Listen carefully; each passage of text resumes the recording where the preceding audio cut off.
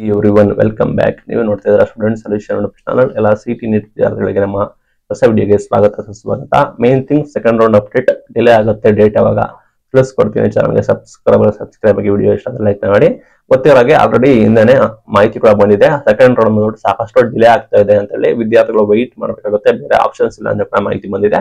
ಕಾರಣ ಈಸಿಯಾಗಿ ನಿಮಗೆ ಗೊತ್ತಿರುತ್ತೆ, ನೀಟ್ ಪ್ರಾರಂಭ ಆಯ್ತಾ, all India quota MCC delay ಮಾಡ್ತಾ ಬರ್ತಾ ಇದೆ. ಆ ನಿಟ್ಟಿನಲ್ಲಿ ನೀಟ್ ಆಪ್ಷನ್ ಎಂಟ್ರಿನ ಚೇಂಜ್ ಮಾಡ್ತಾ ರೀಶೆಡ್ಯೂಲ್ ಕೂಡ ಮಾಡ್ತಾ ಇದಾರೆ. ಈಗ ಅನೌನ್ಸ್ ಮಾಡಿದ್ರು, ಅದು ಕೂಡ ರೀಶೆಡ್ಯೂಲ್ ಆಯ್ತು.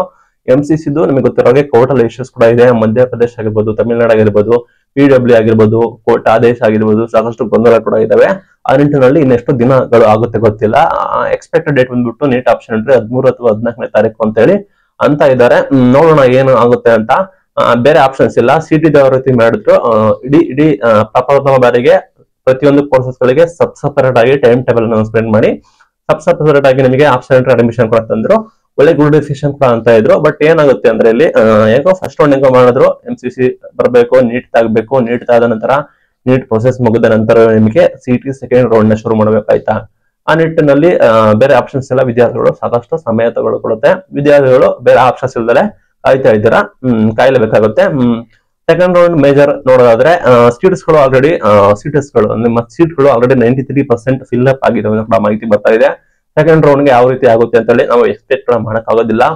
ನೀಟ್ ಅವರು ಬರ್ತಾರೆ, ಅವ್ರು ನೀಟ್ ಅವರು ಇಲ್ಲಿ ಯಾರು ಕರೆಕ್ಟ್ ಆಗಿ ಆಗೋದಿಲ್ಲ, ಅವರು ಕೂಡ ಬರ್ತಾರೆ, ಹೊಸಬರು ಕೂಡ ಬರ್ತಾರೆ. ಅಲ್ಲಿ ನಿಮಗೆ ಸೀಟಸ್ ಯಾವ ರೀತಿ ಆಗುತ್ತೆ ಗೊತ್ತಿಲ್ಲ, ಐಡಿಯಾ ಇಲ್ಲ.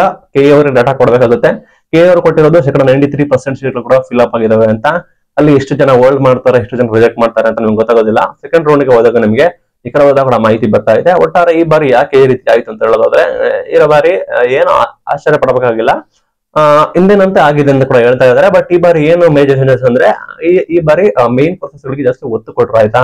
CS ಅದರ ರಿಲೇಟೆಡ್ ಕೋರ್ಸಸ್ ಗಳು ಜಾಸ್ತಿ ಡಿಮ್ಯಾಂಡ್ ಇರೋ ಕಾರಣ ಅದಕ್ಕೆ ಒತ್ತು ಕೊಟ್ರು. ಉಳಿದ ಕೋರ್ಸಸ್ ಗಳಿಗೆ ಏನಾಯ್ತು ಅಂದ್ರೆ, ಮೇನ್ ಕಾಲೇಜುಗಳೇ ಸೀಟ್ ಗಳನ್ನ ರಿಡ್ಯೂಸ್ ಕೂಡ ಮಾಡ್ತಾ ಬಂದ್ವು, ಅಥವಾ ಈ ಹಿಂದೆ ಇದ್ದಷ್ಟು ಸೀಟ್ ಗಳನ್ನ ಕೊಟ್ಟವು. ಡಿಮ್ಯಾಂಡ್ ಇರೋ ಕೋರ್ಸಸ್ ಗಳಿಗೆ ಹೆಚ್ಚುವರಿ ಸೀಟ್ ಕೊಟ್ಟವು. ಆ ನಿಟ್ಟಿನಲ್ಲಿ ಈ ರೀತಿ ಕೂಡ ಆಗಿದೆ. ಆಗ ಮೈ ಥಿಂಕ್ ಸೆಕೆಂಡ್ ರೌಂಡ್ ಗೆ ಹೋಗೋರು ಯೋಚನೆ ಮಾಡ್ಕೊಂಡು ತಯಾರಿ ಮಾಡ್ಕೋಬೇಕಾಗುತ್ತೆ. ಆಲ್ರೆಡಿ ಡಾಟಾ ಕೂಡ ಕೊಟ್ಟಿದ್ದಾರೆ, ಸಾಕಷ್ಟು ಜನ ಚಾಯ್ಸ್ ಮಾಡಿದ್ದಾರೆ ಅಂತ. ಸಾಕಷ್ಟು ಜನ ರಿಸರ್ವೇಶನ್ ಕೂಡ ಪಡ್ಕೊಂಡಿಲ್ಲ. GM ಅವರು ಕೂಡ ಈ ರೀತಿ ಮೋಸ ಆಗಿದೆ ಅಂತ ಕೂಡ ಹೇಳ್ತಾ ಇದಾರೆ. ಇಷ್ಟೆಲ್ಲ ಕಾರಣಗಳು ಕೂಡ ಇದಾವೆ. ಸೆಕೆಂಡ್ ರೌಂಡ್ ಒಂದು ಸಾಕಷ್ಟು ಚಾಲೆಂಜ್ ಆಗಿರುತ್ತೆ ವಿದ್ಯಾರ್ಥಿಗಳಿಗೆ. ನೋಡ್ಕೊಂಡು ಡಿಸಿಷನ್ ತೆಗೆದುಕೊಳ್ಳಿ. ಸಿಗೋದು ಎಲ್ಲ ನಂಗೆ ಸಿಟ್ಟು ಅಂತ ಹೇಳಿದ್ರೆ, ಯಾವ್ದಾದ್ರು ಸಿಗುತ್ತೆ ಅಂದ್ರೆ ಆರಾಮಾಗಿ ಸಿಗುತ್ತೆ. ನಿಮ್ಗೆ ಇದೇ ಬೇಕು ಅಂದ್ರೆ ನಿಮಗೆ ಕಷ್ಟ ಆದ್ರೂ ಆಗಬಹುದು. ಇದೇ ಇವತ್ತಿನ video. Thank you for watching. Thank you.